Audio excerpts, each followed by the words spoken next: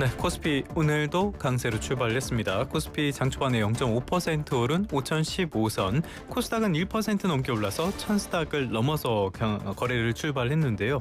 지난주 목요일에도 꿈의 지수라고 불리던 5000P를 코스피가 돌파한 적이 있습니다. 계속 강세는 이어지고 있고요. 문제는 고민이 지금부터 계속 된다는 점이겠죠. 이 방송 들으시는 분들, 많은 분들이 이렇게 생각하실 것 같습니다. 이거 너무 급하게 오른 거 아니야? 실적 받쳐준다는데 더 갈 거다. 이렇게 어떤 교차되는 생각들이 있을 것 같은데요. 전망 역시 엇갈리게 나오고 있습니다. 앞으로 어떻게 대응해야 될지 전문가와 함께 살펴보도록 하겠습니다. 증시 일타 강사, 열타 연불리라고 부르죠. 염승환 LS증권 이사, 오늘은 전화로 연결하겠습니다. 이사님 나와 계십니까? 네, 안녕하세요. 예, 안녕하십니까. 5천선 터치한 뒤에 일별 변동성이 좀 있는 것 같아요. 일단은 오늘은 강세로 출발했는데 지금 상태는 어떻게 보십니까? 네, 오늘 이제 코스피가 지난주에 이제 5천선을 여러 번 터치하다 결국 밀렸는데, 오늘은 일단 오전부터 5천선을 넘어서 안착하는 모습이 좀 나와주고 있고, 그 배경은 아무래도 삼성전자가 엔비디아의 그 차세대 이 AI 가속기죠. 메라 루빈의 HBM4를 이제 납품하는데 성공했다는 이제 보도가 있었죠. 그러다 보니까 이제 삼성전자 한 2% 가까이 급등한 영향으로 이제 코스피는 안착을 했고, 그리고 좀 코스닥도 좀 좋은데, 뭐 지난주에 이제 이재명 대통령도 뭐 코스닥 3천 얘기를 좀 하셨잖아요. 네. 그러다 보니까 이제 훈풍이 불면서 1000포인트를 이제 어렵게 넘어섰습니다. 그래서 이제 어떻게 보면 코스피, 코스닥 모두 다 중요한 이제 기준점을 다 넘어서 좋은 출발을 좀 보여주고 있고, 이게 뭐 물론 이제 끝까지 이어질지는 좀 지켜봐야 되겠지만, 네. 시가총액 상위 종목 위주로 지금 출발 자체는 상당히 좀 긍정적이다라고 말씀을 드리겠습니다. 말씀하신 것처럼 지금 삼성전자가 한 1.8% 오르고 있고요. 그 외에 다른 종목들의 움직임은 그렇게까지 썩 좋아 보이진 않는데요. 지금 보니까 나스닥 100 선물 시장이 많이 하락했더라고요. 그럼에도 이렇게 갈 수 있는 거는 역시 삼성전자의 영향인 겁니까? 네, 아무래도 이제 삼성전자가 일단 이거는 이제 오늘 삼성전자 혼자만의 좀 이슈가 되겠죠. 지금 HBM4 테스트에 성공했다고 하니까. 근데 이제 반대로 또 하이닉스는 이게 악재거든요. 먼저 그렇죠. 공급할 줄 알았는데 하이닉스보다 좀 먼저 HBM4를 승인받다 보니까. 그래서 2% 빠지고 있네요. 네, 예. 그래서 하이닉스는 반대로. 그러니까 양사가 오늘은 같이 못 가고 좀 이제 다른 그런 움직임을 보여주고 있고, 그러니까 말씀하신 대로 오늘 사실 뭐 올라가는 기업들도 뭐 없는 건 아닌데, 확실히 좀 시총 상위 기업 중에서 삼성전자가 가장 좀 좋은 흐름 보이고 있고, 그 외에 물론 이제 2차 전지 쪽이 좀 괜찮아요. 최근에 뭐 리튬 가격 오르고, 뭐 로봇에도, 그러니까 휴머노이드 로봇에도 배터리가 좀 필요하잖아요. 네. 뭐 그런 이슈 때문에 이제 2차 전지가 좀 강한데, 사실 그 나머지 섹터는 그렇게 또 강한 편은 아니다 보니까 시장은 오늘 삼성전자나 2차 전지의 힘으로 좀 강세고, 코스닥은 근데 상대적으로 그동안 코스피에 비해서 못 올랐다 보니까 좀 수급이 몰리면서 사실 고르게 오르는 것 같아요. 반도체, 뭐 2차 전지, 바이오까지. 그래서 코스닥이 상대적으로 훨씬 좀 좋은 모습인데, 코스피는 어쨌든 좀 쏠림 현상이 좀 심한 그런 모습으로 좀 전개가 되고 있는 것 같습니다. 확실히 코스피는 지금 어떤 착시 같은 것들이 있는 것 같고요. 자, SK하이닉스, 삼성전자 이야기 나온 김에 두 회사의 실적 한번 살펴보도록 하겠습니다. 두 회사 모두 29일, 며칠 안 남았네요. 4분기 실적 발표를 동시에 하는데 영업이익이 둘 다 20조 원 넘을 것이다. 이런 전망이 나오고 있어요. 네, 맞습니다. 이미 삼성전자는 이번 달 8일에 잠정 실적이 나왔죠. 그렇죠. 20조 원이 나왔기 때문에 29일에 발표되는 건 확정 실적이라고 보시면 되겠고, 하이닉스 이제 처음 실적을 공개할 텐데 같은 날 일단 시장 예상은 한 17조에서 18조 예상하는데 지금 점점 추정치가 올라가니까 아마 20조 이상도 지금 기대는 하는 것 같아요. 근데 이제 중요한 거는 뭐 숫자는 분명히 좋겠죠. 좋은데 이제 올해 얼마나 벌 거냐, 여기에 대한 좀 기대감이 이제 확인이 돼야 되거든요. 근데 이런 것들은 삼성전자 하이닉스가 직접 실적 발표 설명회를 하거든요. 그때 또 공개를 할 거고, 많은 분들이 이제 궁금해하는 건 그거죠. 진짜 메모리가 이렇게 공급이 부족한 거 맞냐. 그래서 왜냐면 빅테크에서 계속 얘기가 나오잖아요. 이거를 이제 답변을 해줄 거고, 그럼 언제까지 공급이 부족할 거냐.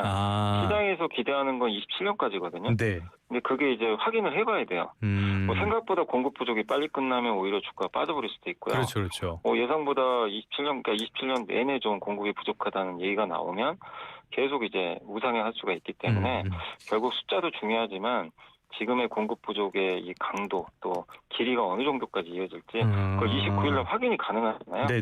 그래서 그걸 보시고 좀 판단하시고, 또 사실 28일하고 29일에는 또 이게 겹쳐 있는 게 미국의 빅테크들도 실적 발표가 좀 많아요. 뭐 마이크로소프트, 아마존, 메타 이들이 고객사잖아요. 사실 어떻게 보면. 그렇죠. 그러니까 이들이 또 자본 지출을 더 늘리면 좋은데 혹시 뭐 좀 줄이겠다 이러면 또 한번 난리가 나겠죠. 네네네. 그래서 일단 이번 주는 물론 지금 그 초반에 5천은 넘었지만 조금 우리가 좀 아직은 좀 지켜봐야 되는 것 중에 하나가 빅테크하고 이제 삼성 하이닉스 실적은 이게 좀 고비잖아요. 네. 그걸 한 단계 넘어야 되기 때문에 그런 변동성은 좀 나올 수 있다는 건 조금 염두에 두셔야 될 것 같습니다.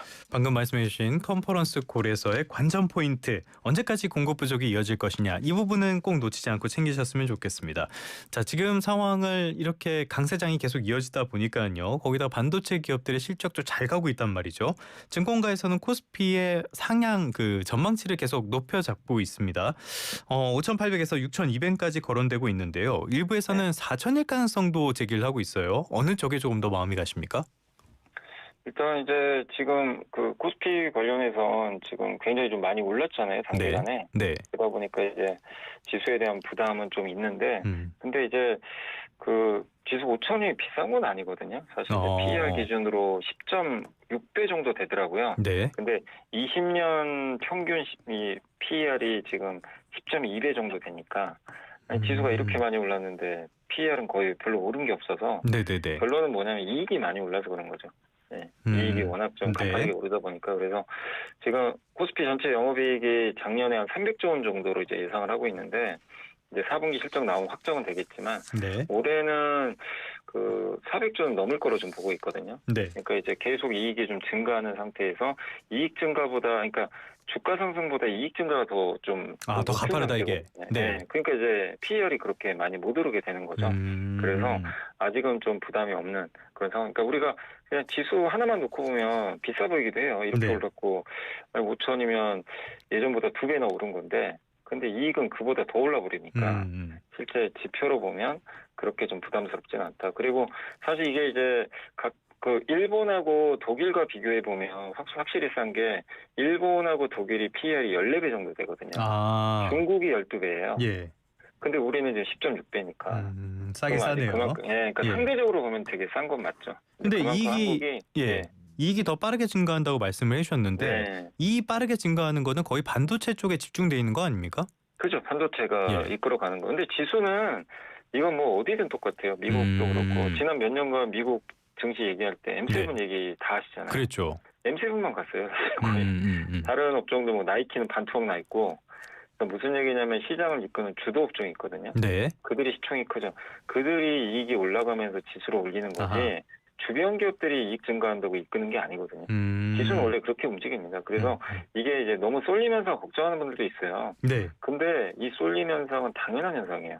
어느 시장이나 다 똑같습니다. 뭐 독일도 그렇고 우리도 그렇고 일본도 뭐 미국도 몇몇 이끄는 업종이 이익 규정치가 급하게 올라가면서 지수가 올라가기 때문에 사실 그래서 좀 지수 착시 효과는 있어요. 그렇죠. 내가 삼성 하이닉스를 갖고 있는 분들은 그걸 그대로 봤는데 이제 주변주 갖고 계신 분들은 시장은 이제 저렇게 좋은데 나는 딴 세상에 있는 거죠.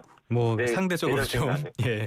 근데 그게 어쩔 수 없어요. 왜냐하면 어느 시장이나 다 똑같은 현상으로 움직입니다. 항상 시장을 이끄는 시총 상위 기업들이 이끌고 그들의 이익이 올라가면서 집중적으로 지수가 올라가는 거기 때문에 이거는 이상한 현상이 아니라 뭐 늘 있는 현상이라고 그걸 좀 인정하시면 좋을 것 같습니다. 알겠습니다. 어찌됐건 그럼에도 불구하고 반도체만 너무 잘 가고 있기 때문에 이러다가 자칫하면은 이게 꺾일 수도 있다 이런 우려도 있는 건 사실인 것 같아요. 자, 조정이 지금 올 때가 되긴 된 것도 사실이잖아요. 어느 정도까지 조정을 받았을 때 우리가 이거는 건전한 조정이니까 걱정 안 해도 돼 이렇게 봐도 되는 겁니까? 근데 보통 이제 고점이 어딘지 아직은 모르거든요. 오늘도 한 5,020 찍었는데 단기적으로 이제 고점은 한번 확인을 해봐야 돼요. 며칠 지나야 알겠죠. 그리고 이제 주가가 만약에 빠지기 시작을 하면 보통 이게 강대장에서 주가가 어느 정도 빠지냐면 한 마이너스 7에서 8% 정도 빠지더라고요. 과거에 이렇게 강대장을 이렇게 그 데이터를 보면 한 마이너스 7에서 8이니까 뭐 만약에 5천이라고 치면 한 8% 정도라고 만약에 생각을 하시면 그 한 4,600 정도 되겠죠. 거기까지 만약에 빠져도 이상 조정은 아니라는 거죠. 늘 있는 이제 강세장에서도 어떻게 매일 오르겠어요, 그죠? 음. 중간중간 조정 나오는데 4,600 정도까지 빠져도 그건 이상한 건 아닌데, 근데 빠질 때는 그 정도까지 빠질 때는 뭔가 이유는 있습니다. 아, 네. 그냥 빠지진 않아요. 그러니까 네. 지난 11월에도 지수가 4,200에서 3,800 간 적 있잖아요. 그랬죠. 그때 빠졌던 이유는 미국의 셧다운 때문에 금리 인하 이제 못한다. 아, 네네네. 긴축 이슈가 생겨버렸어요. 네. 그래서 미국이 부러지면서 우리도 같이 빠졌는데, 그러니까 뭔가 뭐 미국 쪽에서 악재가 나오든가 아니면 뭐 그 반도체가 혹시라도 뭐 이익 추정치가 좀 꺾인다거나 뭐 그런 이유가 될 수도 있겠죠. 그러니까 뭔가 이유는 있어야 이렇게 주가 지수가 빠지는데, 그 이유가 뭐 그냥 일시적인 악재면 너무 염려 안 하시고 오히려 투자를 하셔도 되는데, 이제 제일 우려되는 건 그거죠. 혹시라도 빅테크가 만약에 뭐 지출을 줄인다거나 아, 네네네. 삼성 하이닉스의 추정치가 꺾여버려요. 이런 거는 좀 고민을 해봐야 되는 거죠. 이러면 왜냐하면 반도체로 올라간 거잖아요, 시장이. 네, 그렇죠. 그래서 그 주가 조정은 언제든지 나오지만 그 빠지는 이유가 우리는 아직은 미리 알 수 없으니까 어떤 이유인지를 확인해보고 그게 일시적인지 좀 구조적인지를 판단한 다음에 이제 액션을 우리가 좀 취해야 되는 거 아닌가. 그래서 아직 뭐 너무 뭐 이렇게 많이 올랐으니까 언제든지 빠질 수 있지만 미리 좀 조정 나오겠다 이렇게 생각하기보다는 그 누구도 모르고요. 더 갈 수도 있어요. 5,200, 300도 갈 수 있는 거기 때문에 미리 예단을 하지 마시되 조정이 나올 때는 항상 그 이유를 먼저 좀 파악해보자라고 좀 말씀드리겠습니다. 알겠습니다. 미국발 악재는 이미 나와 있는 상태인데 별로 반응을 안 하는 거 보면은 이것도 일단은 일시적인 걸로 보는 것 같기는 해요. 네. 자, 지금까지 반도체에 대한 이야기 주로 해보고 있었는데요. 다음에는 이제 다음 주도주를 찾아야 된다라는 목소리도 계속 나오잖아요. 어떤 종목들에 관심을 가져보는 게 좋을까요? 일단 이제 그 1월에 반도체 말고 제일 셌던 건 로봇이잖아요. 로봇, 그렇죠. 사실 네. 현대차 로봇으로 간 거잖아요. 네. 그래서 로봇, 이거 흔히 이제 피지컬 AI인데 이 이슈는 올해 내내 이어질 것 같아요. 그리고 이제 우리나라가 로봇을 잘할 수밖에 없는 게, 특히 지금 이 로봇이 어디로 들어갈 거냐면 공장에 들어갈 거 아닙니까? 네. 그죠. 가정보다는. 그러니까 우리 한국은 제조업 강국이고 그 물리 데이터, 그러니까 제조업의 그 물리 데이터들이 굉장히 많잖아요. 그래서 그런 것들을 로봇에 주입할 수 있는 그런 데이터를 많이 확보한 국가 중에 하나이기 때문에 어느 국가보다 로봇 쪽에서 좀 경쟁력이 있을 것 같고, 특히 미국은 중국을 배제하고 있기 때문에 그렇죠, 그렇죠. 한국이 공급망에서 수혜를 좀 받지 않겠냐 이렇게 보여주고, 그래서 일단 로봇 쪽이 계속 좀 좋을 것 같고요. 다만 이제 너무 올랐으니까 좀 조정은 좀 단기적으로 나올 수 있다 이렇게 좀 보시면 되겠고, 네. 그 다음에 이제 좀 괜찮게 보는 게 역시 그 바이오 쪽 같아요. 지난주에 흔들렸잖아요. 사실 그렇죠. 뭐 알테오젠 네. 악재가 나와가지고. 근데 그 알테오젠의 개별 악재고 바이오 전체로 해석할 필요는 저는 없다고 보고 있고, 특히 코스닥 3,000을 얘기했단 말이에요. 지금 네. 정부에서. 물론 3,000을 간다가 아니라 그 정부의 의지가 있는 거죠. 아, 코스피를 일단 목표 달성했으니까 다음은 좀 중소기업들이 많은 코스닥을 좀 활성화 시켜보자. 그건 아무래도 투자 심리가 코스닥에 좀 몰리면 시총 1위가, 그러니까 전체 시총의 코스닥의 40%가 헬스케어거든요. 네. 거기에 뭐 바이오나 의료기 다 포함해서 말씀드리는 건데 이쪽 섹터가 제일 비중이 커요. 그럼 아무래도 코스피는 누가 봐도 반도체잖아요. 근데 코스닥은 아니거든요. 바이오. 그렇죠. 네네. 그러면 여기가 주인공은 여기이기 때문에 뭐 업황을 떠나서라도 수급 이슈로 계속 이제 자금들이 몰릴 수가 있거든요. 네. 그리고 상대적으로 개인 투자분들이 봤을 때는 코스피 저렇게 올랐는데 코스닥은 사실 상대적으로 못 올랐거든요. 많이 그동안. 그렇죠, 그렇죠. 네. 네, 그럼 아무래도 이제 관심이 바이오로 좀 쏠리게 되겠죠. 그래서 저는 이제 바이오 쪽, 그리고 바이오뿐만 아니라 밑에 보면 반도체 소부장 있고, 그 다음에 이제 2차 전지 있고, 근데 좀 못 올랐던 섹터 중에 하나가 게임 업종이거든요. 또. 네. 코스닥에서 시총이 좀 꽤 큰 편이에요. 이런 업종도 올해 뭐 신작 게임들이 또 나오는 기업들이 있으니까, 오늘 보니까 이제 펄어비스 같은 기업이 막 11% 급등하거든요. 네.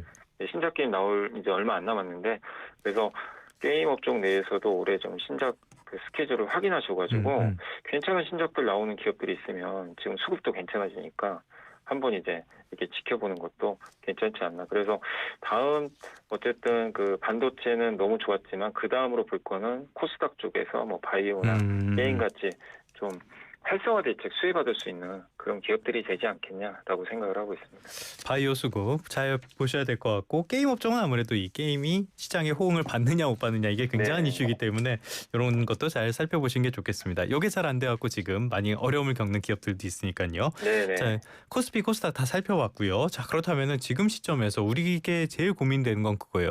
아, 지금이라도 익절을 하고 나가서 잠깐 쉬어야 되나 아니면은 더 포지션을 늘리고 투자를 더 해야 되나 대체 어떻게 시장에 접근해야 되나 제일 고민되거든요. 지금 어떻게 해야 됩니까? 네, 이거는 사실 이제 누구나 고민할 수밖에 없어요. 네. 왜냐하면 이제 코스피 다 5천은 생각이 있잖아요. 그렇죠. 그 5천 가기 전에는 고민할 필요 없는 거죠. 일단 가보자 이렇게 생각하시면 되는데 막상 이제 5천이 되면 이게 뭐가 고민이냐면 여기가 고점인지 아닌지 알 방법은 없어요. 당장은. 그렇죠. 지나봐야 알잖아요. 네. 확인도 해봐야 되고. 그러니까 이제 이거에 대한 각자의 고민을 하셔야 되고. 근데 어떤 결정을 하셔도 좀 이럴 수밖에 없어요. 뭐냐면 후회하실 수밖에 없어요. 왜냐하면 여기서 만약에 내가 수익 실현을 했어요. 네. 근데 올라갈 수도 있잖아요. 뭐 5천 2, 300. 그러면 그런다고 또 후회할 수밖에 없고. 그런 거 후회 안 만약에 하시는 게 좋은데. 예. 네, 안 팔았어요. 네. 안 팔았는데 4,600 갈 수도 있잖아요. 600 가도 이상한 거 아니거든요. 네.